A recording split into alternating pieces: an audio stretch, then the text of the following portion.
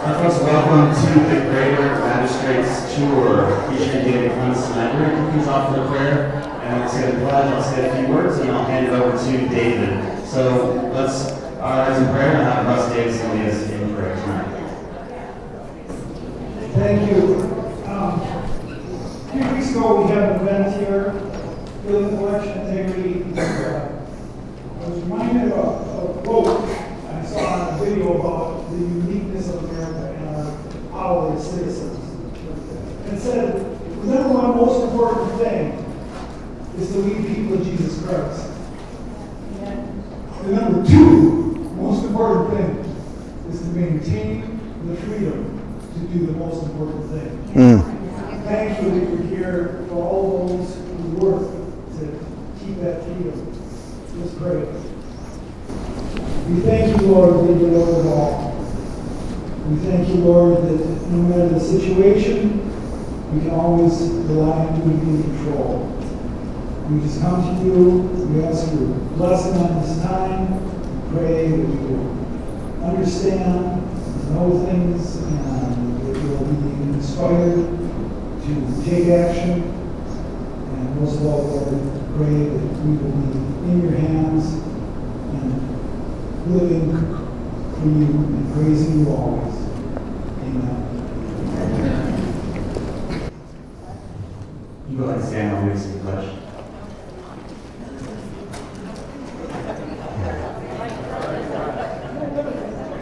I pledge allegiance to the flag of the United States of America and to the republic for which it stands, one nation, under God, indivisible, with liberty and justice for all.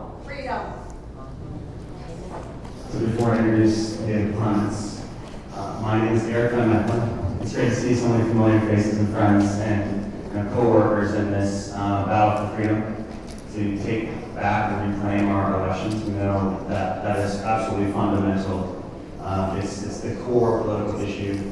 And I'm really thankful to see so many of you who have actually worked side by side with, whether it be in a county commissioner meeting or working with an auditor or your election clerk or looking at data together. I think I've worked with about a dozen counties at this point. We had Rick Weibel here a few weeks back. I think he's worked with a couple dozen counties.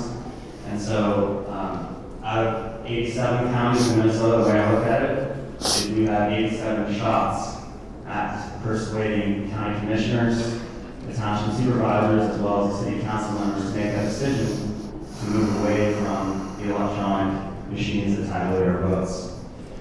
In addition to that, restarting from scratch our voter registrations.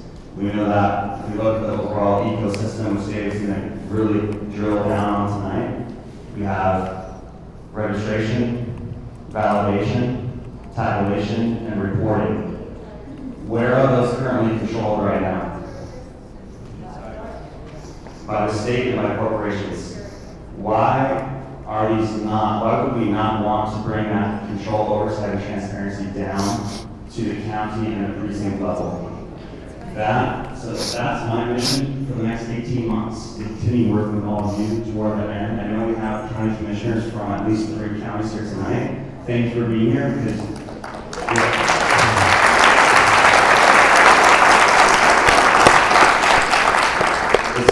it's that citizen partnership with our local officials who can get this done. We've seen examples of county councils be successful in other places. We just had Osage County, Missouri, run a county municipal election with no issue whatsoever. They counted 1,700 ballots. They saved $14,000. We can do that in every county in this state as well. So let's fire it up and make sure we get working towards that goal. You'll hear other groups talk about, let's go ahead and get ready for 2024. Let's get ready for 2024. Let's leave things as they are. Let's try to out-cheat our opponents. For me, this is absolutely fundamental. The Republican Party is as guilty of not addressing this as the Democrat Party. So with that said, I want to introduce to you Dave Clements. And I first came across David at the Cyber Symposium in 2021. He was giving his election cartel talk. For those of you who don't know, David is a former prosecutor in, I think, over 1,000 cases. Some very high-profile cases with the cartels. And Derek and I were talking before. I think David might be the best communicator on this topic.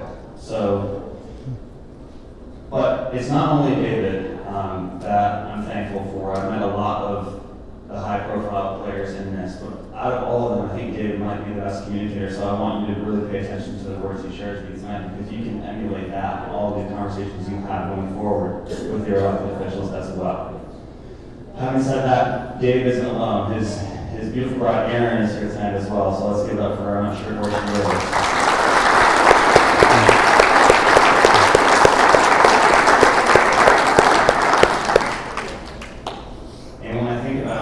Who my mentors are, even though they're not actively mentoring me. I think and look up to these two as a family who's really dedicated themselves to this fight. They have 3 children, and I believe since November 3rd, 2020 onward, they've been 24/7 in this 100%, including their 3 children and all of their surrounding family.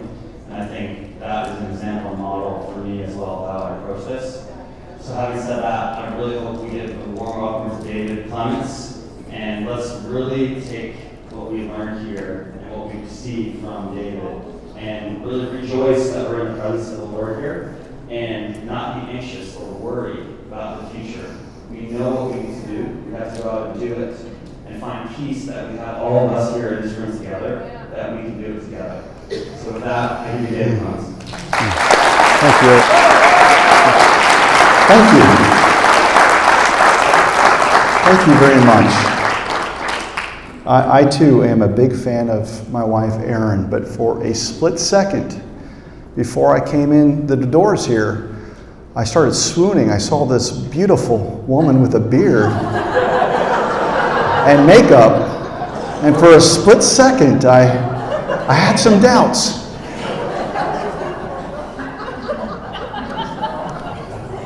We need to reach that lost soul. Good luck. He's got a storied history. Just yesterday he was in Amory, because I was corrected on that. I want to get it right. Amory. And he had another one of his Antifa pals, and these agitators show up everywhere. So I'm glad that you at least braved yourself and braced yourself to come in here and hear what we're going to talk about today. So let's get right in it. I know why you're here, and this is why.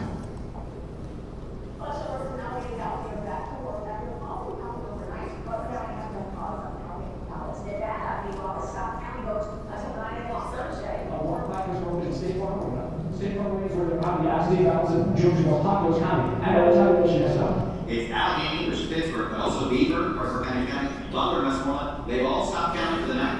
They've gone to bed. They begin the process at 10 o'clock tomorrow morning. Good morning, Heather. You have press laws overnight and moving back in a few short hours, expected to resume counting around 8:30 this morning. Fulton County is now going to stop counting at 10:30 p.m. and will resume their count at tomorrow morning. So basically stop counting tonight, we're going to start counting again in a few hours. It's already tomorrow morning, right? The election workers stopped counting the mail-in ballots at 10 o'clock. They will be back again tomorrow at 10 a.m. And that says it stopped counting votes yesterday, the election day. But they don't say why. Why did you stop counting? Here's where it gets really bizarre. Fulton County, most populous county, it is Atlanta, they just stopped counting at 10:30 p.m. They stopped counting their absentee ballots. They said they pick it up in the morning. The counting in one of that state's biggest counties has stopped. Mike Armstrong is in Pennsylvania, right? We're talking about Allegheny County. That's the area around Pittsburgh. What's happening? Well, you're welcome for the PTSD. That was a hyper-condensed edit of what your subconscious was processing on November 3rd, 2020. And like you, I knew that what I just saw was unlike any election that I observed before. And the difference between you and I, if there's any, is that, first of all, let's talk about what we have in common. Our intuition saw this as something that was evil and vile. But we were almost immediately told that there's nothing to see here. It's the most safe and secure election in the history of elections. That's what we were told. The difference between you and I, though, is that I had a career going after bad guys, evil people, that were dedicated to erasing and deleting and destroying evidence that would bring them to justice. And I was quite good at it for a time. And so my former life, I was a prosecutor, have 8 first-degree murder convictions under my belt, helped take down a drug trafficking organization, rape cases, you name it. So I've seen evil up close. And what I saw on November 3rd was a crime. And I used to go after drug traffickers, and this looked just like vote trafficking. The similarities are stunning if you know what to look for. And so some of you might not know who I am. You might have seen me address my students when I had them and told them they didn't have to wear a mask in my class, they didn't have to get jabbed, they didn't have to get a PCR test, that I wasn't going to subject them to that. And I had the shortest semester ever because I was suspended the very next day and then later terminated. And the irony of that is that the very day before I was awarded the most prestigious teaching award that my college has to offer. You might have seen me with the Cyber Symposium or interviewed by Tucker when I confronted my university president for calling those that bravely attended the J6 protest bravely because they saw what was going on, that I said out loud what many people suspected, that it was a false flag. And I'm not going to have someone tell me that 51% of my students are domestic terrorists. So that got me in trouble. You might have seen me escorted out by law enforcement at a series of different county commission meetings. If you're not trying to get arrested at this point, you're just not trying. And we're going to get to that. So this is where you might have seen me post-career. Now please silence your devices. When I was a law professor, I used to dock my students 1 point on their overall average for every ring. I've got no power over you, so it doesn't matter. I'm just going to ask you nicely. But if you Google my name now, this is what you'll see. You'll see that I'm an ex-professor spreading election myths. That was courtesy of the Washington Post. You'll see the Reuters 9-person hit piece where they followed me across state lines, just like we have the Antifa people out there following us across state lines today. I have well over 100 hit pieces that are dedicated to telling you that I am a liar. And yet they have not refuted one substantive point that we've made in our elections work. We've got reports, I'll show you where to find them. And they haven't been able to debunk any of the legal claims that I've made. This is just gaslighting 101. So before I launch into today's presentation, I just want you to know, just in case you're worried about keeping up, everything that I'm going to show you today is at my website. It's theprofessorsrecord.com. You'll see a blue chair. You're going to be able to find all kinds of clips and long-form podcasts. You can hear from Joe Biden talk about how he set up a nice fraud organization. You can hear from the far left and their own experts. And if you go down to the very bottom, there's a series of links, and we'll revisit this at the end of the presentation. Okay, so if you're worried or you want that clip, I'm telling you that you'll be able to find it and share it. Okay. So what I propose to do today is walk you through the input-output system of voting. You need to know what happens from the beginning to the end. Okay? And it's going to be depressing because I'm not going to highlight vulnerabilities. I'm going to show you evidence of vulnerabilities at every stage. And it's going to get you angry. It's going to get you fired up. And then we're going to end the event with a prescription and some hope, because Lord knows we all need it. But you need to know right now that we are winning. We are dominating the court of public opinion. We've got the leftist Marxists running, and they still control bottlenecks of corruption in the judicial system. You've got a lot of bought and paid for legislators that don't want to look at this. In fact, they have a vested interest to not look into the systems that let them get in. And that's the biggest problem. So before I start, because you're going to have a lot of questions that you catalog, the reason for everything, the reason why we're in this mess is because of corruption. Okay, it's not because we have failed to find the right pile of fraud. It's not because we have failed to identify the right black letter law, it's corruption. And we just had no idea how vast that corruption is. And the reason why we haven't fixed it yet is because there is a lack of courage. That's all it is. Courage. So we're going to address that. So, input-output system. This is a busy picture, but you get 3 inputs. Input number 1, you walk in the door of a voting center. Who here has walked in a door to cast a vote? Okay. You think you have. Maybe you did prior to 20 years ago, but we'll get to that. Input number 2 is the U.S. Postal Service, and that used to be the exception, not the rule. If you enlisted in the military, perhaps you were out of state, perfectly fine. Go ahead and use the U.S. Postal Service. Or if you were not able-bodied, in the sense that you were bedridden, and you could not get to a physical location, that was fine. But under the COVID scamdemic, everyone was afraid of dying from something that you only had a 99.98% chance of surviving. And if they didn't lie to you about ivermectin and HCQ, you had a 100% chance. But that's a different topic. Input number 3 is a Zuckerberg Dropbox, where $400 million of Mark Zuckerberg's fortune was allocated to fundamentally change the way that you and I vote. And these drop boxes are throughout your state. They're throughout the country. And Mr. Zuckerberg wasn't just purchasing drop boxes, he was purchasing other machinery, poll books, and we can show you the receipts when necessary.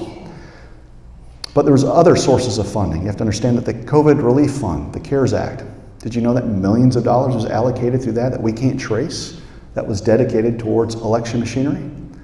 It's there. Very, very hard to have accountability when you don't know where the money's coming from. But when you walk in the door, usually what happens is you're welcomed by 2 sweet ladies at a table, and in front of them they have this thing called an e-poll book. It looks just like an iPad. Have you met those ladies before? Yeah. And you want something from them. What do you want from them? You want a ballot, right? And you have voting convenience centers in the state of Minnesota, which means that those poll books or poll pads have to be networked as a matter of law. So we're often told by our election workers, our machines don't hook to the internet. Well, have we stopped them and corrected them? Well, what machine are you talking about? Because there are many machines. But when you walk in the door, these poll books have to be networked, because the whole point of them is to make sure that after you check in, someone else doesn't come in behind you and check in as you. So they have to communicate between the local jurisdiction and the Secretary of State's office back and forth. So there's data being transmitted to keep a tally of who has shown up, but more importantly, you now have a list of who hasn't shown up. And if you're a bad actor, you can do something. You can do this. Who here has seen 2,000 Mules? I hope that when you watch the movie, you ask the question, how in the world did these people know where to go? Why did they go to this precinct, to this drop box, with this number of ballots for this candidate? They weren't just blindly stuffing the drop boxes. They had to have analytics to inform that decision. The poll books that I just mentioned, this right here, gives you all the analytics you need to drive that operation.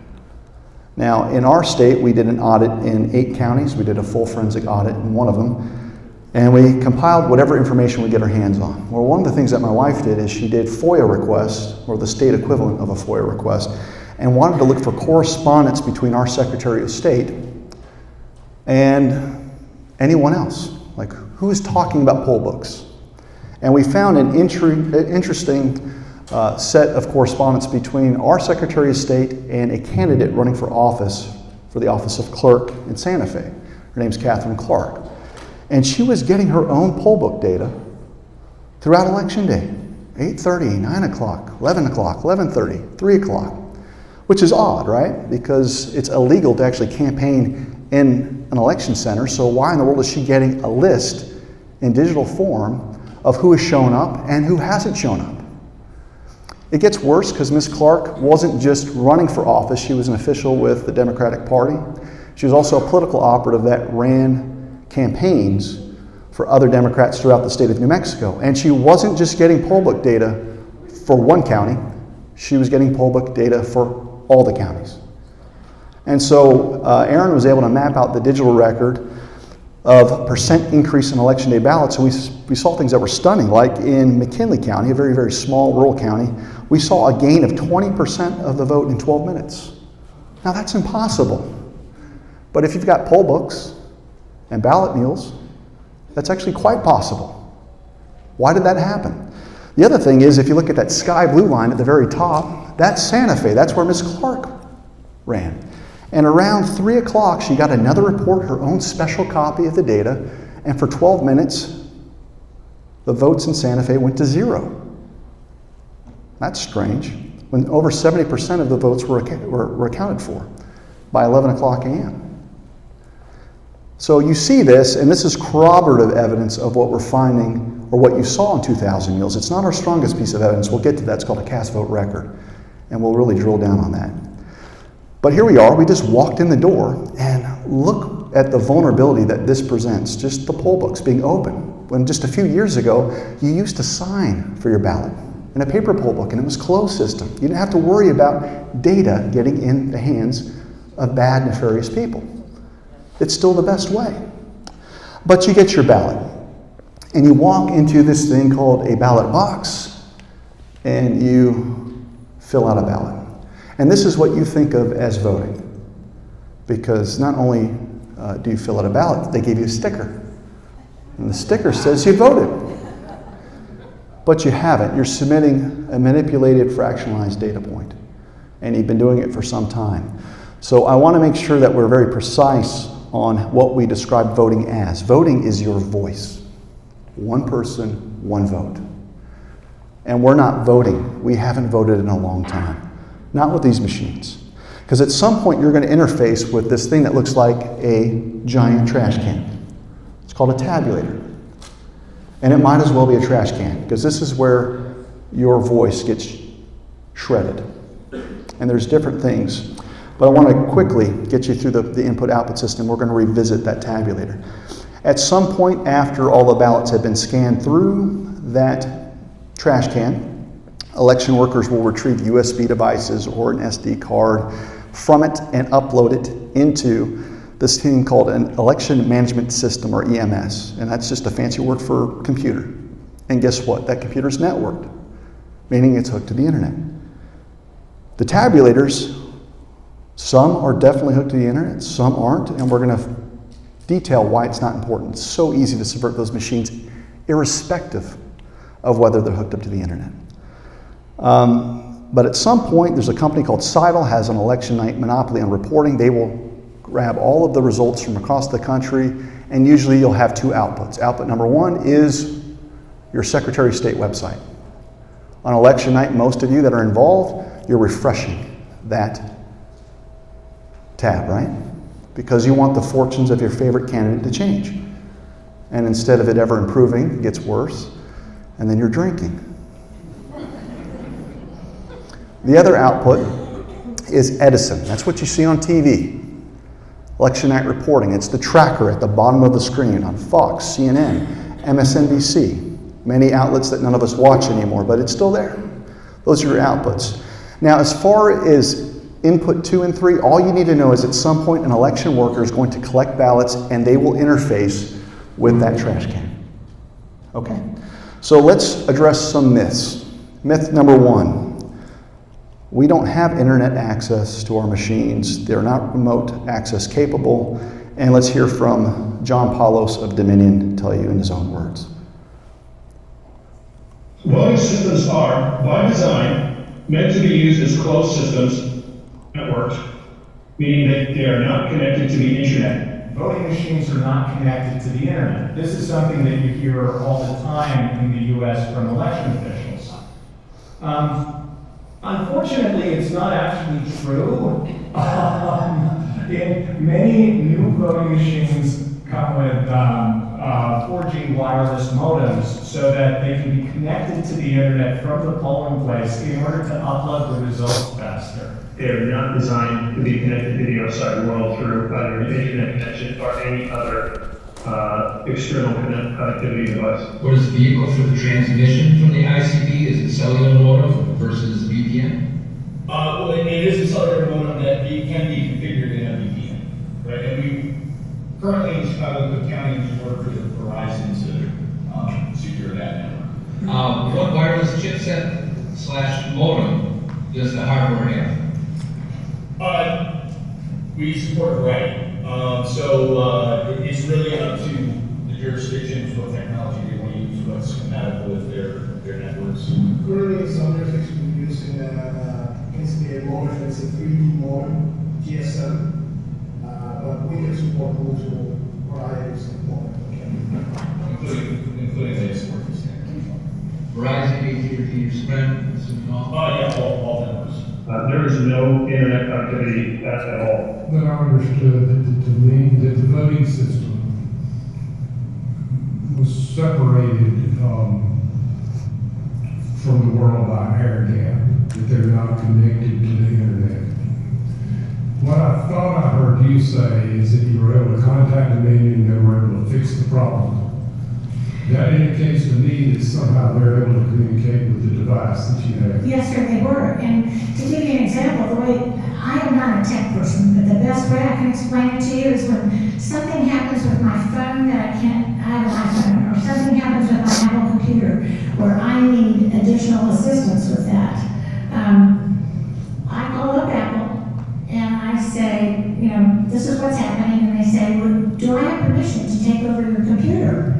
And of course, I give them the permission to do that because I want it fixed.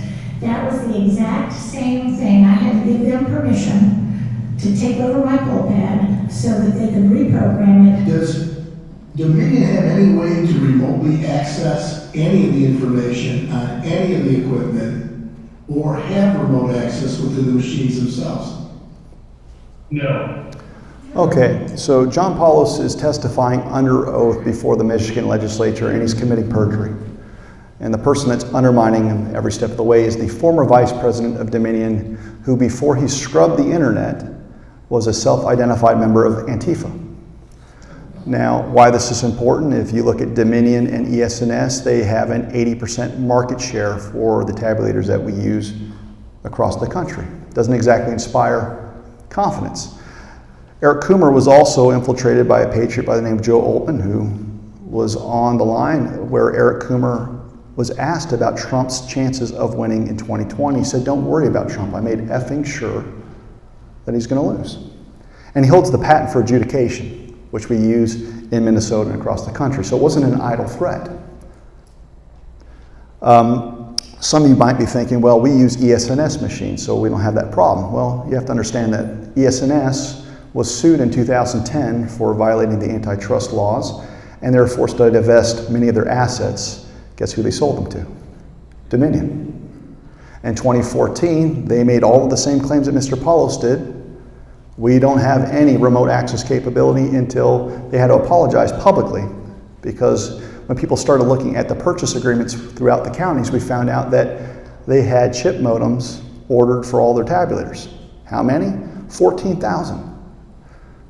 The model is a DS200. In fact, the picture that you just saw on the screen there was an ESNS DS200 motherboard with a chip modem affixed to it. They lie over and over again.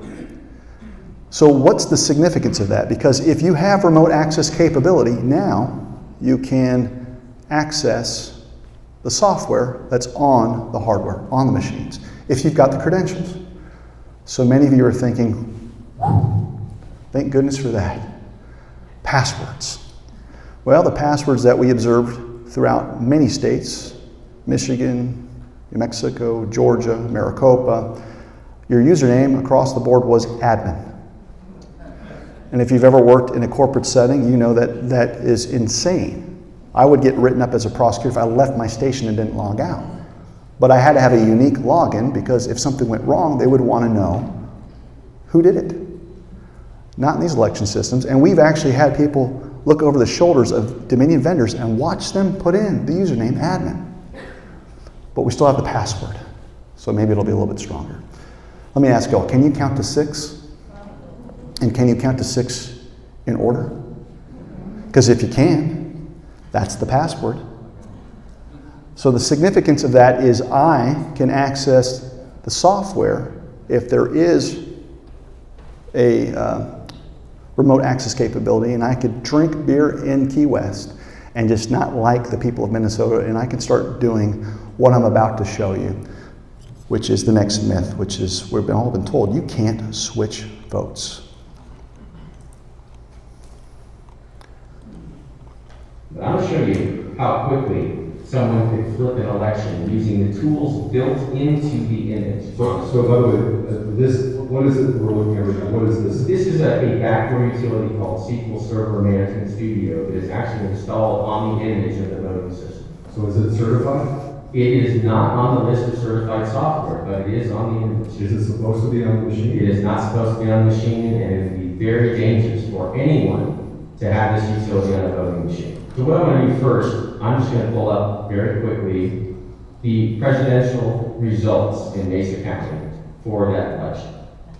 And here they are. You can see Biden has 31,000, Trump has 56,000. See that 31,000? Yeah. Okay, there it is. Okay. So I'm going to come up here now, and I'm going to make a quick change. So, and I'm going to explain it in detail later, but I'm going to show you how quickly I can flip that election if I want to. So, let's see here. Change that. And that is. You change that to a 2. Yeah, I'm changing Trump to a 1. Okay. And then I'm going to come up here and I'm going to rerun the report. And there you go.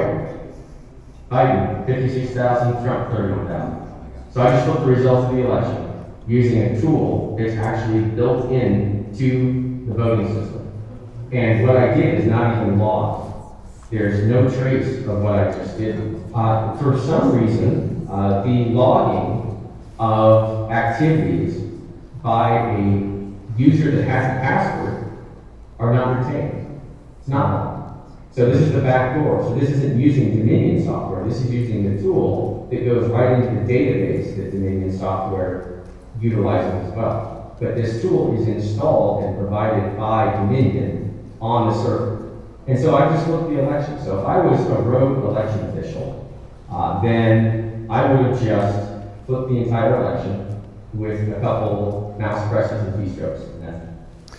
Okay, so let's stop there really quick. This Microsoft SQL server tool is in your election management systems in Minnesota. It doesn't matter if it's Dominion, it doesn't matter if it's ESNS, it doesn't matter if it's Hart Intercivic. This should not be on anyone's system. So remember when I just told you I could be in Key West if I've got your credentials? What he just showed you, I could do, and I could switch your votes. Okay. Now some of you might be thinking, well, maybe it's confusing to navigate Microsoft SQL Server tool, and it's not. But let's just say for the sake of argument, let's dumb it down. Because some of these clerks, I would submit to you, don't have nefarious motives. So what would happen if, just under their training, they started transferring election data from the tabulators to the election management system? Because I showed you on our plan that they do that. They have to aggregate the data somehow. So let's just look at what happens when you play around with a USB drive. That's it. So this is me and Mark, and that right there is a computer. Mark's computer that he's on. So Mark, can you just wave your hand over the computer so they can see if it's your hand? Yep. There we go. You can see it on both sides. So the reason why I'm doing that, everyone, is because I want you to understand what is happening. But I also want you to understand that these systems were put through certification. They were certified by certified companies that certified. They're paid by Dominion, they're paid by ESNS, they're paid by SmartMax and Underbelly. The foundation of these systems are all the same. So this is a way, one of many, that this system could be abused without having knowledge. So for instance, you don't know what buttons to press or how to open this utility up. let's say someone prepares a USB drive for you, and all they tell you to do is. Are USB drives used in Dominion machines? They are, absolutely. Are they used in ES&S machines? Using a lot of those. Okay. And election officials think it's perfectly okay to use them because they don't realize what USB drives can also do. So I'm actually going to hand this to you, and I'll let you put it in. All right, so you just handed me a USB drive. Okay, so real quick, everyone, you see them right now. That camera is in the top right corner. That is just a close-up of where he will insert the drive. So here's my hand right next to the So computer. USB drive. Okay, I'm just going to do this real quick and use my audio up here for a minute. So here's my hand, right? Plug it in. So you just plug in the USB drive. I'll keep my hands up here on the keyboard. And I'll keep my hands up here. Watch the screen. Bottom left. So this is running another backdoor utility, a second one. It is on the voting system, pre-installed. This would never, by the way, show up on the screen. It would never have to show up on the screen. No, I actually did this so you could actually see it, and I slowed it way down so you kind of follow through. This could happen in a matter of a split of a second, and you never see it. So it actually just ran some database commands using that second backdoor utility that's on the system. And now I'm going to press the execute button. So I'm clicking my mouse. And notice that the elections flipped again. So Biden now has 31 and Trump has 56, the way it was originally. So this is actually a good USB drive because it fits. Okay, so if you recall, as part of our system, at some point someone is going to retrieve USB. USBs are used, and guess what? They're usually provided by the vendor. They're not just going to Home Depot, which they could do, but they use vendor provided, and they brag about how secure their USBs, but you have to take them, you got to take a perjurer's word for it. You got to take a member of Antifa's word for it. So you could certainly run a program, and downstream no one would have any knowledge of what they're doing. And you could have a flip, or you could inject an algorithm and just do it at the very beginning, because they have unfettered access, and they're always going in there. Their vendors are always going there checking on the equipment. Okay. Now, remember, I mentioned this thing called Edison, because some of you might be thinking, well, that's a demonstration. Do you have any evidence of votes flipped? Well, yes. You have to keep in mind that there's a gentleman by the name of Jeff Lemberg, nation-state vulnerability expert, and he was summoned to Antrim County after they noticed 7,000 votes flipped from Trump to Biden. So he started examining their equipment, and some of you might be thinking, well, wait a minute, I've been in the room, I've seen them scan ballots, and I've seen them compare what was on the tabulator tapes to what's on the screen. And it checked out. Well, let's look at a quick demonstration. And let's also take a look at whether or not we have larger numbers being flipped based on us looking at the Edison data real time. This first ballot is for Jorgensen. Yeah. This ballot is for Biden.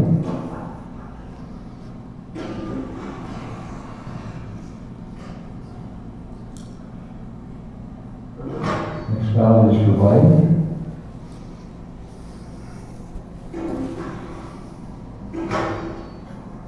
Next ballot is for Trump.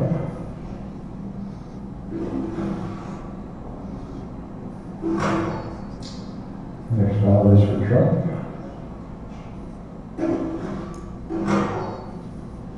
Next ballot is for Trump.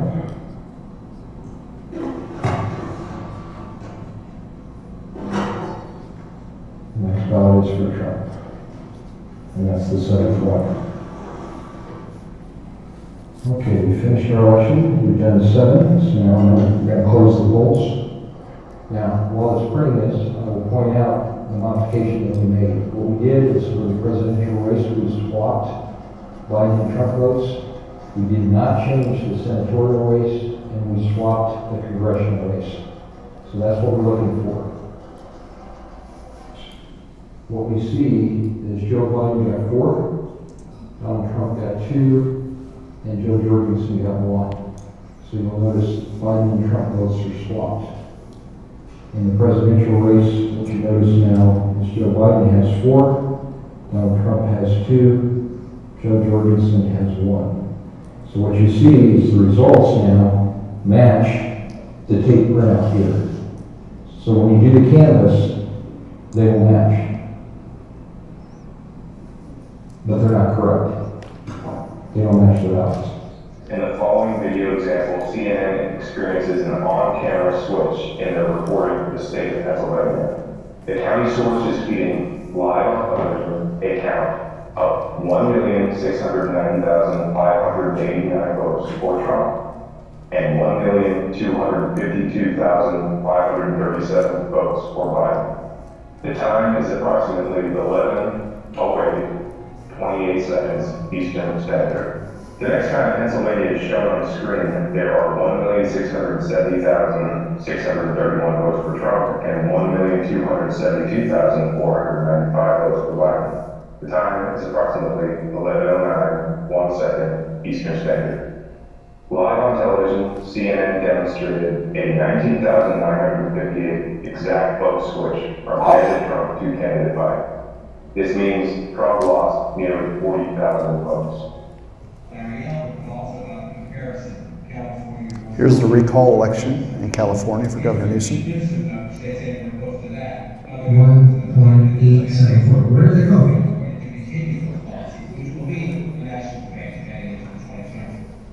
So we've got pagers that are now tracking Edison night reporting, and we've seen anomalies like this going back some time. Actually, we saw vote switching in Matt Bevin's race in Kentucky in 2018. And do any of you have a good explanation for why we should see 351,000 votes being deleted on TV? So we're not talking about potential vulnerabilities. We're seeing vulnerabilities being exploited right before our eyes. And keep in mind, even with the other example of nearly 40,000 votes flipping, if you look at your key swing states, most of the states were decided between 11 and 12,000 votes. Look at Georgia, look at Arizona. This is problematic. So let's just not, we can reject these myths, right? We're seeing the switching, we see the capabilities. It's insulting that they think that we're that stupid. It's insulting. Now, there are different ways to prove me wrong. And I've invited folks, but one of the things that we tell you is give us the source code for how your machines operate in Minnesota or anywhere, because it's held in escrow as a matter of law. And they never turn over the source code for their machines to analyze, which is odd because we have intellectual property disputes that are litigated every day. I used to teach intellectual property as part of my curriculum. And the way that you would handle it in the real world is quite simple. You have the parties have their experts, they duke it out, everyone signs a non-disclosure agreement. That way that the IP isn't leaked or let out to the public. And if you violate the terms of that non-disclosure agreement, you'll be fined out of existence and you'll be held in contempt and possibly imprisoned. It's the best system that we've got. It works. But for some reason, in elections, they haven't thought of this. It's odd to me that Dominion will sue Mike Lindell for $1.3 billion, but they won't subject the source code to an in-camera hearing. It's odd to me that Fox would settle with Dominion for $787 million and not examine the source code? Are you kidding me? It's almost as if they're in on it. It's almost as if you could think of a person, I don't know, by the name of Brett Baier, calling the race in Arizona on Fox News on a razor-thin margin. But maybe I'm crazy. The strongest proof that we have, other than examining the source code, are two alternative sources. One is called a cast vote record, and the other one's called a canvas, a real canvas, where you actually go to the door and you compare what people say to the official records. The only way that you're going to get to the bottom of this is to look at one of those three things, the source code, the CVR, or a canvas. And isn't it interesting that in every legislature, everyone's rushing to make those activities illegal? You won't get the source code. If you canvass, you'll be accused of racism, voter suppression. And now they're pretending that they don't even know what a cast vote record is. So let's talk about that. Who here is old enough to remember landlines? Great, great. Well, you look so young and spry, I didn't want to assume anything. And the way that I remember landlines, it was painful because during the get out the vote season, my phone would ring when I'm about to sit down, and everyone was calling to poll to see who you're going to vote for. Common practice, it's get out the vote season. And what were they doing? They were conducting a scientific poll. And the utility of a poll is you don't have to survey every single person in a geographic location. So right now we are in what county? Wright County. And what's the ballpark population of Wright County? 135,000. Okay. So the utility of a poll is I don't have to survey 135,000 people to get a sense of what your community thinks about a particular candidate or product. And what makes that so is this thing called the law of large numbers. Provided that I do my survey randomly and I start nitpicking around your community, at some point when I have enough data, a large enough number, you'll see that data flatline. It will reach its theoretical average. And that's what makes it a law, because no matter how many times I go back and do that survey, unless people just change their mind, at that same point it will normalize. And you can repeat it. And that's what allows a professional pollster to go on Fox News and say, we believe so-and-so will win, plus or minus 2% margin of error. And in theory, you could actually have 0 margin of error if you actually surveyed everyone, but we don't do that. So think about elections now. Do you not go out and vote in random fashion? I mean, you guys don't call each other up, hey Joey, you want to meet me at the vote center? We'll cast our vote together? No, you take your lunch break, or you wait till after work, right? Or you might ask for a mail-in ballot even though you shouldn't, and that ballot will rest on the dinner table for a longer period of time. You're not going to fill it out and, Cindy, did you fill out yours? Okay, on the count of 3, let's go ahead and mail it in our respective mailboxes. You don't do that. So it's completely random. And the ballot itself, is it not a survey that you fill out on how you feel about bond issues, laws, amendments, and candidates? So the law of large numbers should apply. So now I'm going to show you an actual cast vote record. And what you'll see at the bottom is us randomly shuffling early mail-in absentee ballots over and over again. You'll notice at the same point, see how it flatlines? That's how we know that the law works. The cast vote record up top, and this is Trump versus Biden in 2020, you see the original order as recorded on the cast vote record summaries, and you see an injection for the predetermined candidate and a linear drive towards a predetermined set point. That's quantitative proof of election manipulation in the machines. It's not debatable. Now, you might be asking, why is it going down? Well, because no one's going to believe that Biden won by 90%. You need it to settle into a believable margin of victory, like 50-149, 60-40. We see those numbers a lot. So drink that in for a second, because it's not just top of the ballot. It's not just Biden versus Trump. It's also down ballot. We find this in many races. And so you're going to see a U.S. Senate race pop up down ballot, and you're going to look for the same linear drive towards a predetermined set point. And here we go. The top one there, look how it's driving down. And it's not just New Mexico. You're going to see Pima County, Arizona show up as well.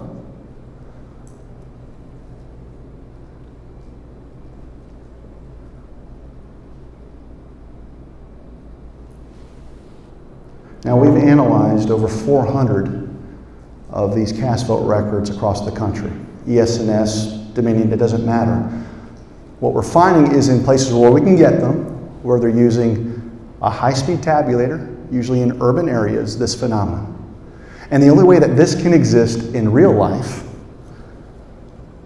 is through a few things. So I want you to imagine yourselves, okay, we've got 100 voters over here, 100 over here, 100 over here, and 100 over here for a total of 400 voters. And since this is an analysis of early mail-in absentee. Remember, I told you that's the most random type of election that you're going to get. I want to pretend that the first 100 mailed in your ballots, and when they were received by the election workers, the first 90 that were processed through the tabulators happened to be for Biden. 90 in a row. And the next 10 were for Trump. And then the next 100 ballots that comes in, it's 89 in a row for Biden, 11 for Trump. And then the next 100 comes in, and it's 88 in a row for Biden, 12 for Trump, so on. And so that's what you're seeing up here, is a controlled percent ratio here, and you're seeing it drive down. Now, it's not perfectly smooth because you have other election day data coming into the system real time. You've got a lot of different moving parts. So what you're seeing here is this thing called a PID control. And whether you know what a PID control is, you use one every day. You use it through your thermostat, or you use it through cruise control on your car.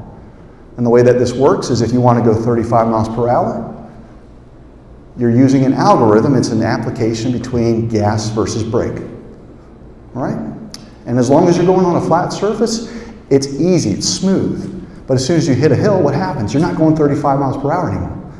You're going 31. The PID control kicks in. Application of gas to bring you back to the set point. Get on the other side of the hill, now gravity's working with you. You're not going 35 again, you're going 39. PID control kicks in. Application of brake to bring you back to the set point. That's what we're seeing here. This is a very, very sophisticated algorithm. Now, there's other ways to look at the cast vote records. I want to give you an example, one that looks good. This one looks great. This is a judicial retention race, Judge Bryant, Otero County, and you'll notice that the averages for all vote types are consistent. So in column number 1, you got early mail-in absentee. You've got in the middle, early in-person, and then you have election day in-person. You'll notice that everything is consistent. The way that people are voting seem to be similar. If you take a look at all the votes, this looks great. No one cares about Judge Bryant, obviously. So the next thing that's going to come up is Donald Trump versus Biden. And you see a 30-point difference that favors Biden in the early mail-in absentee category. 30 points, folks. So let's look at this for a second. Now, many of you were told by the mainstream media that, well, Democrats, they prefer to vote by mail. But has anyone actually looked at their data to see whether that's true or to what degree? Because in New Mexico, we actually live in a more blue state than you do, believe it or not. And we were told the same thing. So my wife analyzed the data in New Mexico and looked at the difference between the use of voter mail through Democrats or Republicans, and we found that there was a 1% difference. 1%. And there were years that Republicans favored mail-in voting more than Democrats, so they would switch places. 30 points, folks, is absurd. In most corporate settings, if you see a 5-point difference in how your consumers are behaving, usually that's a red flag for fraud because that could be the difference between you making payroll. Huge. 30 points? Unheard of. Now let me say right up the front, this is not evidence of an algorithm. There's no algorithm here. See, this is a rural area. They're using low-speed tabulators, but they've got poll books and they've got those Zuckerberg drop boxes. And we can actually identify by tabulator ID where those tabulators are, where they're stored, where they're processing the ballots, and what you know, there's no surveillance capability where those drop boxes are. So what this is quantitative proof of ballot stuffing. So what you're seeing is as long as you can take care of the urban or populated counties in your state, 2 or 3 counties, you effectively control the statewide ballot. And what you can do if you don't have the technology in the surrounding areas, use the poll books, get the poll book data, get your mules, and start shaving votes in your rural counties. And that's how you change a school board race. It's how you change the makeup of perhaps your sheriff, who you come to find out is not as conservative as you think he is, or he thought he was. Now, if we look at more urban areas, you're going to see a change.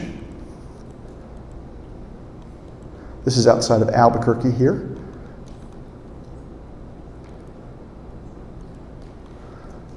.30-point difference favoring Biden over Trump with early mail-in absentee, but we also now see an early or a clear trend over time, a linear drive violating the law of large numbers. So folks, we're not guessing about whether or not the machines are messing with your voices. We know.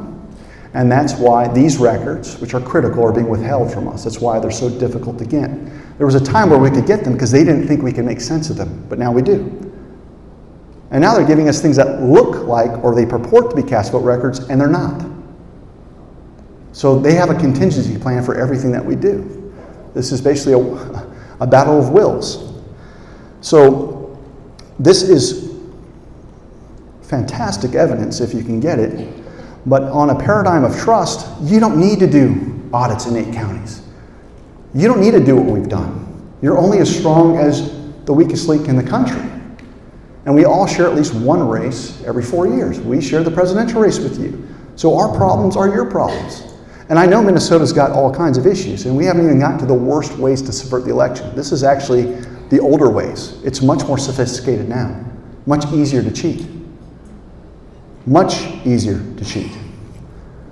So many of you might be asking yourself, look, I've seen some things. I've got, let me see if I can find something. My clerk was so helpful. She was so helpful that not only did she let me look at the tabular printout tapes, and she compared it to the screen, but she said, okay, I saw that video from Mr. Lenberg and it didn't match. So we're going to let you take a look at all the ballots. Oh, that's fantastic. How am I going to look at the ballots? Well, we'll give you the images. We'll give you the images. Well, what we noticed in one of our audits in Doña Ana County, Aaron actually was able to take a look at physical ballots, and we noticed something that was interesting.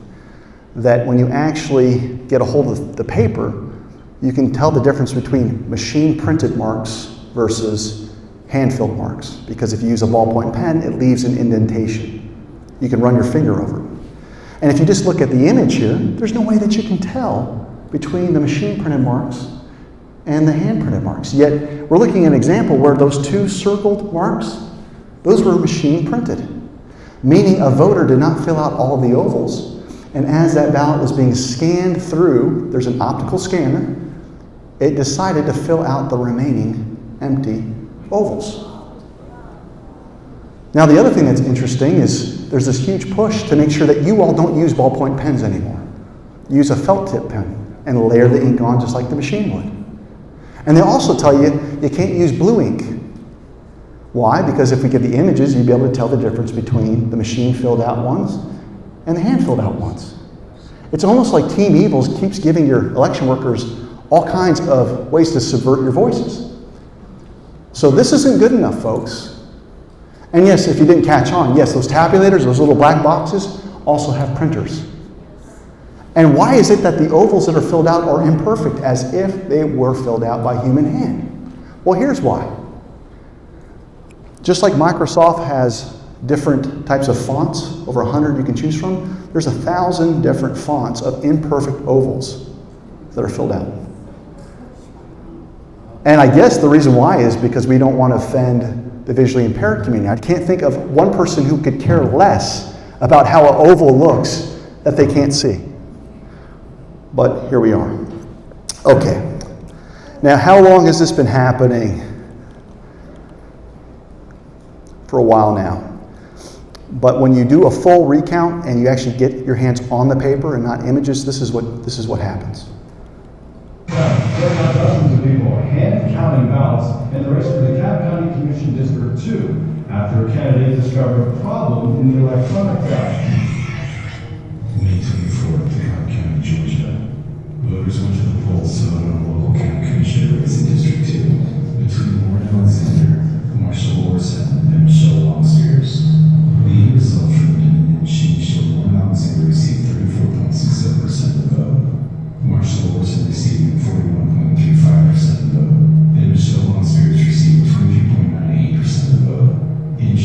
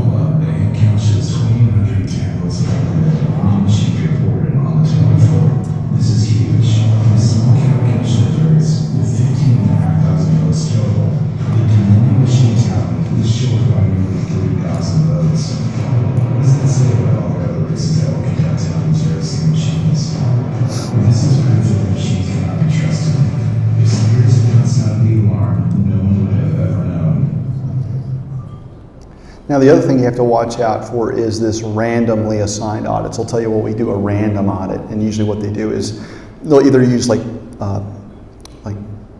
lottery balls or dice. And when you look at the number of dice, they'll have, like in our state, it's 7 dice, and it's like a great magic trick. Here's 7 dice, and we'll just read off the numbers, and somehow that will comport to which precinct we go do a random audit. And if you look at the number of precincts in the state of New Mexico, you're looking at a couple thousand. But when you look at the number of combinations that the dice can produce, there's 1 million. So they actually run the numbers through a computer. And then you have to trust what the computer prints out. It's another algorithm or formula. So there's a lot of smoke and mirrors where people in your state will probably have a similar system saying, don't worry, we do a random audit afterwards. Do you enter the numbers into a computer program? And the answer is yes. Okay, so the machines are everywhere. How long has this been going on? For a while. I want you to hear from Clint Curtis, and then I'm going to talk about the last proof, which is a canvas of what we found when we compared what we heard at the door to our official voting records. And I know that you've done some canvassing in the state of Minnesota, and your numbers are just as shocking. In fact, in many great cases, they're worse than ours. But here we go. Mr. Curtis, are there programs that can be used to secretly fix elections? Yes. How do you know that to be the case? Because in October of 2000, I wrote a prototype for President Congressman Tom Feeney at the company I work for in Oviedo, Florida, that did just that. And this is what I produced, basically. It looks like that. Doesn't matter when you have a screen beside you, could have voted for the other guy while you were doing this, and it will go back and it will change the laws and it will fix the vote. So that one side votes 51-49. Is this the actual program that you built for them? No. So you don't have the actual software that No, I you just wrote? rewrote a duplicate because it's real simple. This is a little garbage program that works for Feeney. You don't see the actual vote count. So you walk up, put them up for you. Carrie's winning a little bit, okay? You come in, you vote for Bush, you vote for Bush, you vote for Bush. Always ask by one. Vote for Carrie, vote for Carrie. So the people that are going to be validating this machine can stand there all day long and vote for somebody, and it will be right every time. Pretty simple, okay? But the guy can walk up here, and if he hits the right buttons, he can flip the vote anything. So the whole vote has changed. You can have 20 people standing behind his back while he's poking the screen, and you never saw it. What's the percentage that you heard about? 51-49. 49. Because it's under the recall. And would that program that you designed be something that elections officials could detect? They can never see it. And your testimony is under oath? Yes, sir. And the testimony you've given is true? Yes, sir. Thank you. Okay, so we did a canvas where we looked at 20% of the households in Otero County. That's a huge sample size, so thousands and thousands of houses that we went to. And this is what we found 18 months after the 2020 election, that 30% of those folks were no longer at the address, but they were still on the voter rolls. 30%. It gets worse. We found that when we encountered our registered voters, that there was 2% that would tell us that we'd have to tell them that their vote was dropped. So what this looks like is this. Sir, what's your name? You, what's your name? Chan, C-H-A-N. Chan, what's your last name, Chan? Stowell. Stowell, Chan Stowell. Hello, I'm Dave Clements. I used to be a professor. I got fired. I needed a job. I came here to verify the accuracy of your voter rolls. I'd like to ask you a few questions. Chan, did you vote in 2020? Did you vote in 2020? He said yes. Let me check the official voter record that I got legally from the Secretary of State. What was your last name again, sir? Stowell. Stowell. Okay, I see your name. But apparently you didn't vote. Are you sure you voted? No, I voted. He says he voted. Okay, so this encounter happened 2% of the time. His vote was dropped for some reason. I'm sorry, Chan.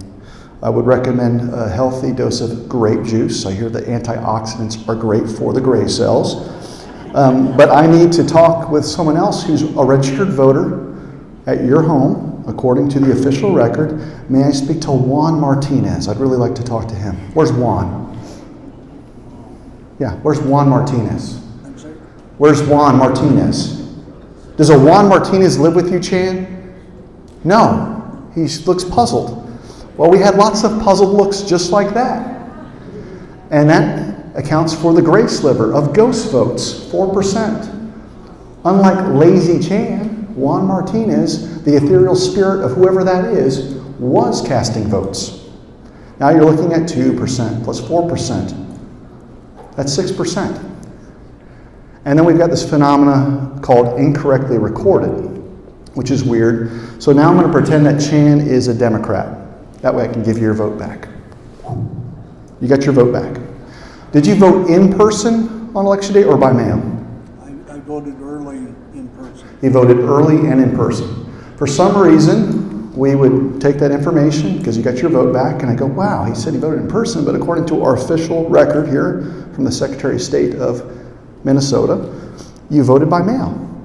Now, most of us get intuitively that drop votes, bad. Ghost votes, worse. Incorrectly recorded votes, what does that mean? I don't know. But I want to give you a quick snapshot of Edison data on election night. Most of you see the Edison data through intervals, so every 5 minutes or so, it'll cycle through all the states and gets back to your state. In 3 counties, we're able to evaluate that Edison data real time, nonstop. Now, let me ask you a question. Even if Edison is just a projection of votes, would you agree with me that elections are an additive process? Yeah. So every interval, there should just be more votes or you stay the same, correct? Okay, just want to cover that. I agree. So let's look at 3 counties here.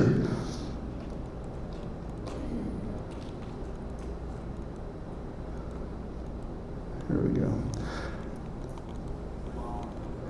This is Chester County, Pennsylvania. The total at the top, in-person second, and mail-in third. Notice how the total goes back and forth. Look at the oscillation between in-person and mail-in voting. Almost as if there is a preset outcome that it's fighting to get to.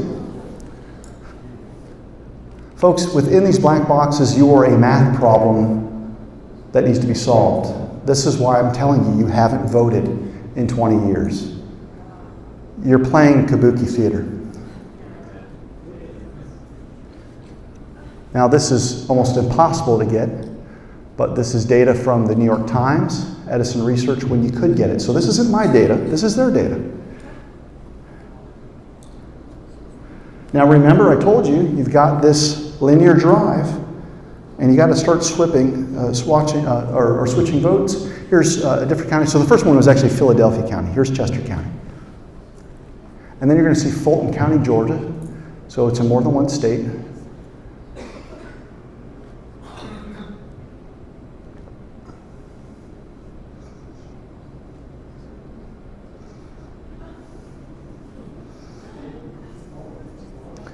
Now, when I showed you that pie graph, remember we had that confusing thing of incorrectly recorded?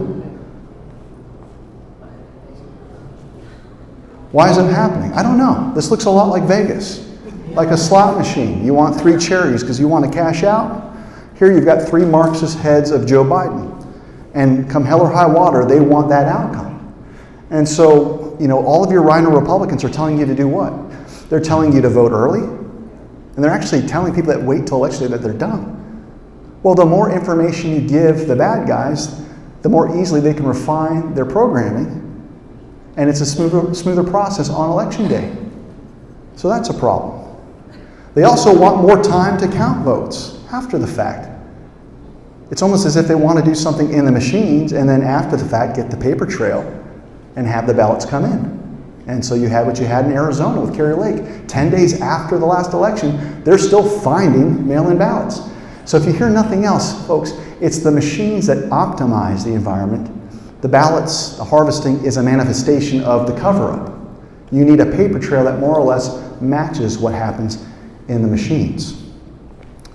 You look like you want to kill yourself, so I'm almost done with the doom and gloom. But let me just tell you right now, it is worse, so I'm going to get to the worst part. Because before I'm telling you how we've gotten to this point, it's so much worse. Because this is where we're at now.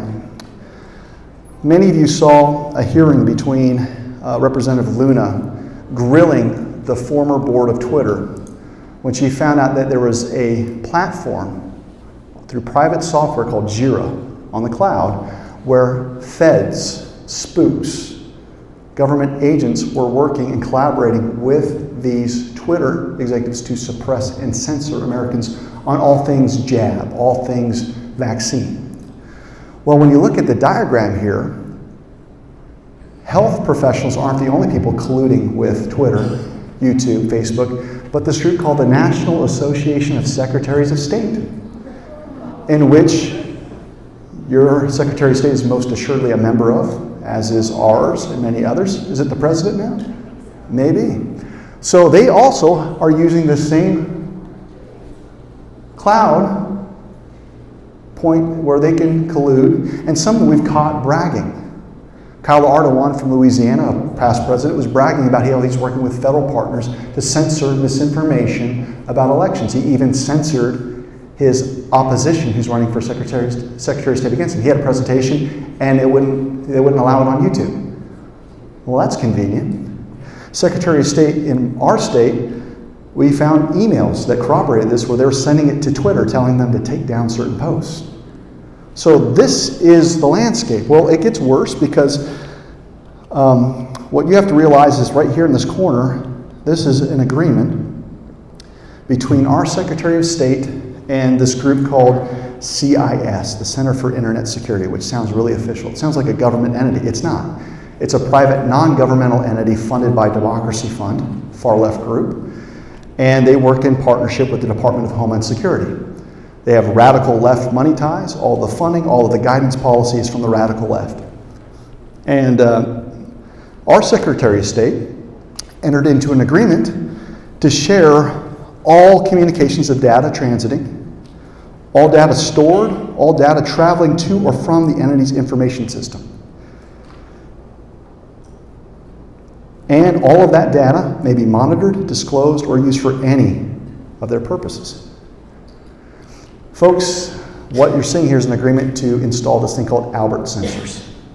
And the Albert sensors allow the Department of Homeland Security and 8 entities that have been deployed against patriots like yourselves who are now considered terrorists. You're here today. This makes you a domestic terrorist suspect because you question the elections. So to combat you, they can use these portals to censor your posts, which they're doing. You know this, I don't have to tell you that. And the data on election night, or election day, is being monitored. And it allows them to do all of the things that I just shared with you today through a back-end portal. There is a software that's being used across the board. And folks, you have Albert sensors in Minnesota, so chances are if you do a FOIA request, if you can get the documentation, you're going to see an agreement similar to this in Minnesota, because you have Albert sensors. That it had to happen some way through a contract. Now, what people want you to believe is that our voting system looks a lot like what we see over here. It's decentralized. You got all these different moving parts that are checks and balances. The reality is that it looks like what it does here on the right-hand side. A fully integrated system with software that can be controlled on the internet in centralized fashion to manipulate your voter rolls, inflate them, deflate them, change votes, override data at the local level, and send reports downstream to have your clerks certify results coming from the top. That's the landscape now. Now you're thinking, well, Dave, do we have that here? Yes, because when we look at the providers, NoInk BPro, which is what we use in New Mexico, you also use NoInk BPro. So all of the capability to monitor everything from ballot on demand printing, voter rolls, election night reporting is in one place, monitored on the internet in partnership with the Department of Homeland Security, and you use it here in Minnesota. 10X VR systems have the same functional equivalent, but between the different vendors, just like Dominion and ES&S really aren't competitors. They've got the illusion of competition, but they basically have operational control start to finish. Some of you might be thinking, well, do you have any proof that people have been able to inflate your voter rolls? Well, we monitored it in our state, and you'll notice that here, when we look at Albuquerque, Bernalillo County, we see spikes on certain days, and on certain days and certain times, we see an influx of voter registrations. And if you just look at one county, you're like, well, that's not a big deal. But when you look at 2 counties, you'll see that you have the same spikes on the same days. It's just adjusted for population. And when we look at 4 counties, same spikes on the same days. This is automated. And if you're doing infrequent voter snapshots of your rolls, you'll never catch this. What you're seeing is inflation just around the time of an election, a casting a vote, and they can delete them and take them out. This is why the idea of you cleaning up your voter rolls is insane. This is also why the idea of out-ballot harvesting the Democrats is insane. You can't out-ballot harvest a software program where they can inject phantom ballots into the system. They don't even have to print out the ballots, because chances are you won't ever get access to the paper ballots. You understand? You'll usually have to get a court order. And by the time you get one, they can just print them out and act like they were there the whole time. It's like the Federal Reserve. You know, just because you got cash doesn't mean they actually have cash that reflects what they're doing in the digital ledger. It's the same thing. And if 4 counties wasn't good enough for you, let's look at 12. All 33 counties, this is automated. We found very similar things in Hawaii and in Florida, and they have the ability to backdate and create fake registers. That happened in Hawaii. We proved that. We had one of the breaking stories with our team of experts out of Hawaii. So this, again, is not possible vulnerability. These are vulnerabilities that are being exploited even now. And right now we're seeing this thing called the Restrict Act that's been proposed by Mark Warner. Basically, everything I just shared with you, where we're going with the landscape of this is the future. So instead of having to subvert an election file downstream or, have someone access through weak credentials, they don't have to do any of that now. They can just do all of this through the centralized program backdoor. And you wouldn't know it, because everything that's being given to your election workers is being funneled back down to the local jurisdictions, and what they're certifying is what has been run through their software. Your clerks aren't tech people. They're not IT professionals. And right now, supervisors, county clerks, people that certify local results are having a system that facilitates fraud foisted upon them, and they don't know it. And they are foisting that system on you. This is where we're at now. If the Restrict Act passes, this will be codified, and any efforts to get away from the Albert censors will become a crime. And even if you try to talk about it, you'll be deemed an agent of misinformation, and you'll be charged with a crime. Most of the work that I shared with you today is now illegal in the state of New Mexico to share with you. It's a felony, because sessions are coming together, and your legislators don't write your laws. Special interest groups do.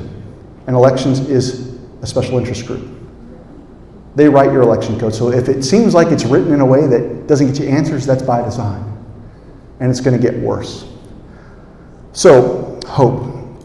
This is what I want to see from you going forward.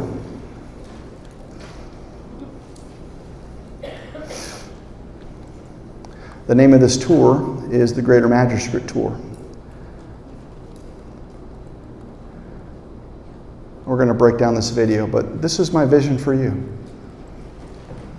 Concerns over election integrity are still front and center. That was evident at today's Rowdy Board of Supervisors meeting, where Kern's new registrar of voters asked for another month to give an election presentation and offer consideration of a controversial new election machine contract. So, please afford me with respect. I've afforded you 20 seconds extra respect. No, you're illustrating my point. You have a choice right now, either get time. No, that's not a tyrant. This is a democracy, and you're allowed to speak. No, it's a republic. You feel what I thought. You're interrupting. It's 2023. We have not put this on the agenda since 2020. And when it comes before us, in its proper order when it's agendized in its time.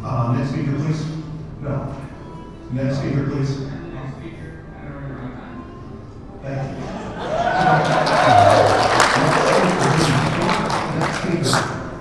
You're out. I'm not out of order. He finished it out. He finished. Next speaker, please. Next speaker, please. Shasta County, California, just voted to terminate their contract with them because it happened. And yesterday we went to battle in Kern County with their board of supervisors where they tried to limit us to 2 minutes when we're dealing with a national security crisis where we are being forced to use voting machines that are designed to facilitate fraud. Nearly a year I've made a number of appearances in these supervisor meetings. I have publicly voiced my displeasure of our county election office and its contract with the Dominion voting system. Last night concerned Kern County voters met for a community forum headed up by former New Mexico State University professor, Mr. David Clements, and we were left with a clear message that these vote counting machines must be done away with. I invited each of you, and to my knowledge, not one single Kern County official attended last night's forum. We're done with this. It's over. No more. We want you guys to defund the Dominion machines. We want our country back. Tensions are rising because the lions are waking up. This was scheduled at a prior meeting to be on the agenda today, and you discreetly pulled it off. This gentleman came to talk on it, and now you're not allowing him to finish his statement. The County of Kern must return to hand-counting election ballots, much like the country of France does. So I pray that we go back to the day that when we vote, we count, and we know who wins, and we can celebrate on the day that someone has won effectively and won effectively. Freedom is not free. We must live like it. We must live it, whatever the cost. You work for We the People. David, Zach, Jeff, Philip, and Letitia. You work for We the People. God will not hold us guiltless. I'm speaking up. Defund the machines. Use the money to pay for what the union people have requested. I would like to start out by saying I have been praying for God to reveal things He finds unjust and immoral. God tells us to love even our enemies and pray for them. But there are times when He set the example and turned over the money changers' table. I'm asking, you've had your 3 minutes to speak. Well, you've got your opportunity to speak, and this is my opportunity as chair of this board that I can speak. My problem is that you haven't investigated what we brought to your attention, number one. And two, I'm not asking you to change the law, I'm asking you to follow the law. To follow the law. Mr. Clements, you've had your 3 minutes to speak. Then don't bring up my name. Don't bring up my name if you don't want me to speak. I would love that. No, Mr. Clements, please, stop. That's me being physically removed. Mr. Clements. Folks, we know the election was stolen. We know that you know the election was stolen by a person really getting on. But if we're going to silence people with First Amendment rights to put up a sign to speak to you, we're tired of being shut out. We're tired of being silenced. And we won't be silenced. We need you to stand in the gap and interpose yourself between bad machines, between tyrants and factious leaders, and you have them. Thank you for joining us. David Clements, slave. That's what I am to this system, to your corruption. Hi, I'm Bill Gates, Chair of the Maricopa County Board of Supervisors. Well, as your supervisor, I want to make sure that everyone has the opportunity to cast their vote. And we found that the 70 vote centers that were impacted by the printer issues did not impact one part of the valley more than the other. This is outrageous. This is a national crisis. And you're giving people 2 minutes to address a national crisis.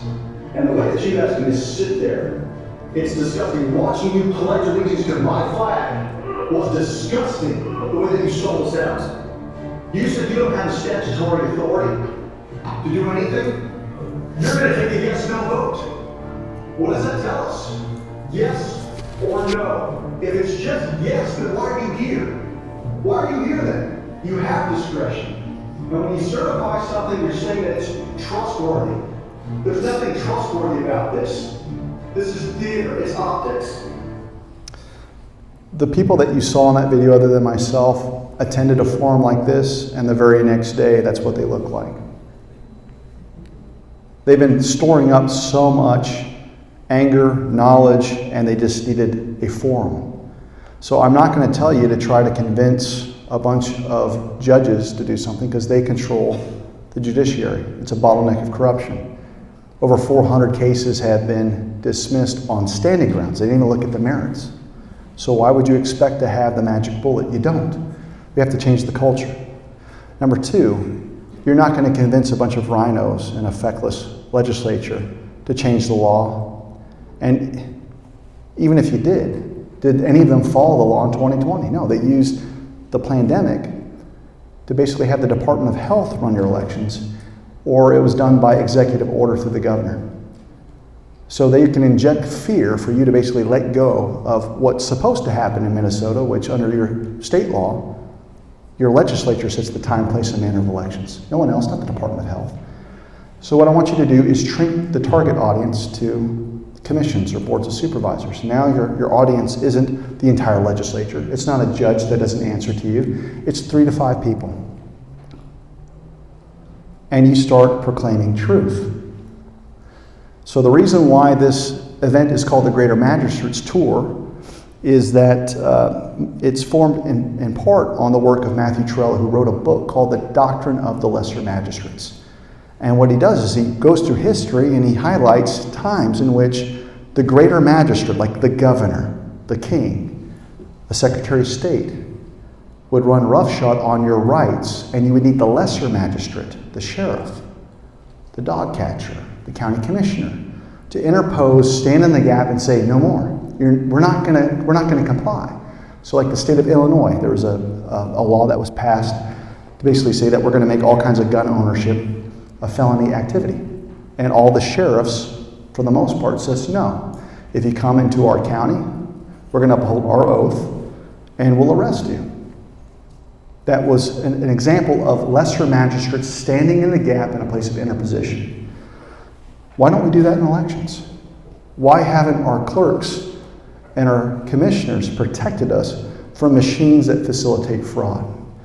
Well, they haven't. They've let us down. And if you're here, I hope that you're learning something today, but I'm not here to petition you to do anything. Because where I depart from Matthew Trella's analysis is that I don't believe there is such a thing as a public servant that can call themselves a greater magistrate. You see, before your governor had any power, your secretary of state, there had to be an election. It was the election in which your voices, your votes were submitted in theory, and they were required. Now they had power. So that tells me that you are greater. You had to give up your power. That makes you the greater magistrate. You follow me? And when we go into these meetings, if we petition and grovel, we've already lost. Many of these people aren't even legitimately elected. They're not even servants. They're usurpers. So why do we go in there and listen to a 2-minute time period? I'm checking on my servant. You don't take a tone with me, and I don't let it happen. That's why you saw all these people with their backs straight. They don't petition. They petition God alone. Amongst usurpers, you proclaim truth. You come there to proclaim, not to bluff, not to be fearful, but to proclaim. And you make a pledge that whatever you proclaim, you will do everything in your power to bring about. Whether that's in school board races or school board curriculums, to fight the pedo groomers out there wearing dresses, whether it's to fight against jabs being forced upon you in the private sector, and whether it's elections. So first thing is you have to understand that we have to proclaim. 2, I wish that I could cast a vision that was as simple as you walking in the doors on election day, and that a gentle mist will follow you into the room. And as you get close to the tabulator, you stop. The Holy Spirit says, don't do it, but do something else. And the Spirit tells you, I want you to hug that tabulator. And so you do, because you're obedient. And then you are told to pick it up and walk out the door. And you're looking for the nearest body of water. Now the mist will subside, and the election officials will get out of their days and they will pursue you. And your Secretary of State will look a lot like Pharaoh on a chariot. But once you get to the banks of, Lake Minnetonka or whatever, the waters will part. You'll go safely through, throw the machines down, and your pursuers will be vanquished. I wish it could be that simple. But in many respects, it is that simple. See, as a Christian believer, I believe that the Bible is true. I'm here because I'm a Christian, not because I'm a former professor or prosecutor. And I believe that the Red Sea story happened. I guess I'm crazy. I haven't put on makeup yet and pretended I'm a woman, but maybe I'm crazy. The point is this, is God split the Red Sea. Moses didn't. Moses was an instrument. Moses showed up to a place of consequence called the Gap. And he positioned himself between Pharaoh, who was pro-slavery, and the victims of slavery. That's what he did. And he spoke. He proclaimed. He was obedient to the call. The Gap is a place of vulnerability. It's not social media comments. The Gap is a place where you can be slandered, have articles written about you, videos edited, and your life can be destroyed. That's where the Gap is. That's where Moses went. And my vision for you is like these patriots that you just saw, to consider yourself a mini Moses confronting a bunch of mini Pharaohs. And you show up and you speak. And these meetings are live streamed. So you can take the videos, clip them up, share them. Your audience is not just in the room before you, they're everywhere. And you don't know what video will go viral. You don't know what will exert pressure on them to come alongside you. So, slavery looks different now. Slavery exists through the software programs and the machines I just showed you. They don't enslave you now through a whip, not through pain. It's through pleasure, it's through distraction. Crappy food, poisonous medicine, Netflix, and we are so weak and lazy that we have not shown up to do the work of we the people. To be we the people is to self-govern. And locally, where they set your property taxes, where they set your school curriculum, where they do zoning, where they administer your elections, we don't show up. And that's why we're here. So from now on, every 2 weeks, you set aside time to show up. And it can't be the same 3 to 5 to 10 people doing all the work. Take a look around in this room. Look. Can you imagine if this entire group showed up to your next county commission meeting together? You would change your county like that. And it's over.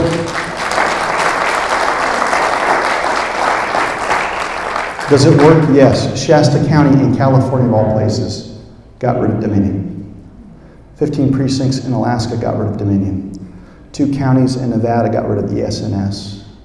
A county in Clevenger, Arkansas got rid of Dominion and got a court to affirm that it's okay to do that. And if it's not okay, you don't have to listen to them because you're the greater magistrate. The city of Milton within Fulton County got rid of Dominion. Where we're getting results is not through a lawyer, it's not through me, it's not through the legislature, it's not through a judge, it's through you. And when you show up and do your work, and you never take a step back, you only advance and reclaim real estate, you'll get your county back, you'll get your elections back, and you'll get back to a system where you vote with paper, on a ballot, no machines, closed system. And for the skeptics out there, we only did it for 150 plus years. There's a magical time called the 1990s, if you can recall, where you voted and got election night results. History's on our side. Smaller precincts, groups, and you know how it works. You've got wonderful people that can walk you through that process. But as I said at the beginning, the issue is a lack of courage. What's holding you back is fear. And I end every presentation with this. There's no self-help book to become a warrior and to be fearless. I told you I'm a Christian. So I'm going to tell you a little bit about this person named Jesus, my Lord and Savior. Perfect. I believe he existed. He was slandered. He was beaten. He was flogged. He was crucified. He was buried. He rose from the dead. And he did all of that to do what? To save me, to set me free, to set you free, to go to a place where there is no heartache, no tears, no corruption, no dominion or ES&S machines. And he equips me, and he has set a place aside for me to follow him. So today I'm not selling you a strategy so much as I'm selling you the cross. Persecution is a blessing if you do it for the right reasons. We need to wake up. There's been a spell of Marxism. We're all under that feed. Folks, I came here just to tell you, wake up. Amen. They're here. They're not coming. They're here.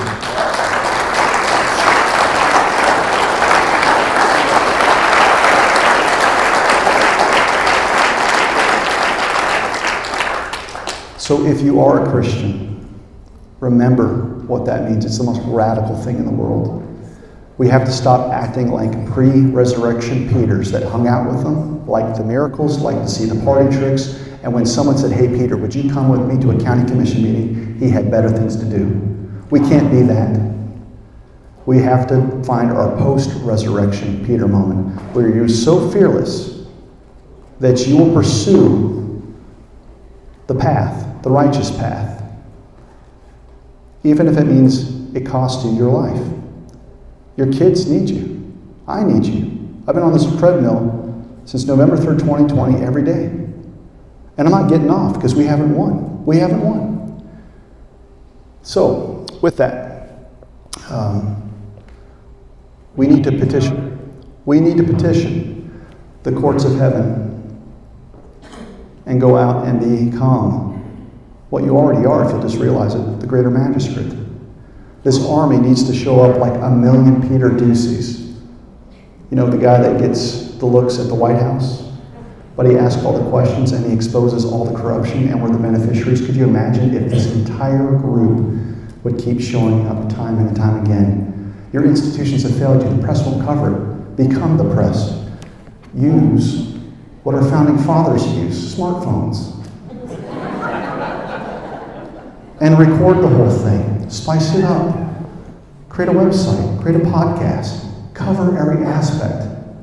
Look how many of you there are, and we only have one drag queen outside. We have to leverage our superpower, which is our numbers. Pass that mic, one person, the next. You don't have to be an expert on all things, but you can go to my website. You can figure it out. If you're an auditor in the real world, bring your experience. If you're IT, talk about IT. If you're a mom that's used to kids lying to you, call them out when they lie to you. If you're a janitor that cleans up toilets, say, I've cleaned up some shit in my life, but I've never seen something like this. Integrate it, capture it, fight. So the last thing that I'll say, because I know that we have to be out of here by 6, it's going to be a quick exit, is I don't say this idly. I'm under investigation for the 5th time to strip me of my law license. I've been told by the Supreme Court that if I take on cases, I'll be disbarred. If they're election cases, I can represent rapists all day long, but I can't do election cases. I was suspended and terminated. I've got 3 small children that I dearly love. I've got my bride here, and we're all in. We have no fear, because we know who we serve. We have no fear. So, don't clap, because I'll get a big head. If this was helpful to you, and you want us to keep going, this isn't a business. We do everything for free. We advance costs wherever we go. And if you will help me get to the next stop, which will be in Sioux Falls, and I'll be in Beatrice and Lincoln, been to 40 6 states in 18 months. And I'm tired. And when I get home, we work on our own state. So if this was helpful, consider helping us out with the sheet box, and it helps us with rental cars, hotel, to keep going. We're fine. God has blessed us in a way that we can basically keep things very, very, tight, and we'll keep going. But my dream, my hope, is that this today isn't counted as a success because this room's packed, and it's packed. It's wonderful. You guys laughed at the right times. You said, "Oh," at the other times. This event will be a failure if 3 weeks from now I don't hear back or get a video of you all at the commission meeting, all of you, telling them, no more. Let us go from these machines. And so you can work through all of the different things, but basically you're telling people, the clerk, you can't certify these tabulators based on what we showed you. Withhold it. Canvassing board, you can't certify these local elections based on what you see. Withhold it till you get answers. Get the source code. Get everything. Get the CVRs. And if you don't have it, how dare you tell us that this is trustworthy? Let that be your mantra. You're the taxpayer. This is an issue of public trust. If you don't trust this stuff, you shouldn't have to pay for it. It's that simple. So with that, thank you so much for your time. We could spend a lot more time, but they're going to usher us out the building here pretty soon. God bless you. Thank you for being here tonight.